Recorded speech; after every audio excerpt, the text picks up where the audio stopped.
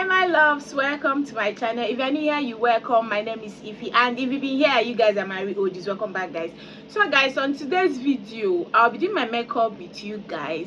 And towards the end of the video I'll just be showing you guys how to do Ankara earrings. So stay tuned and make sure that you watch it to the end. Don't skip it though. Watch it from the beginning to the end. So yeah, let's get started.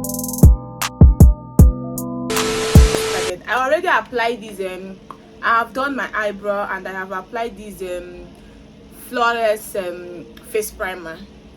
So that's it.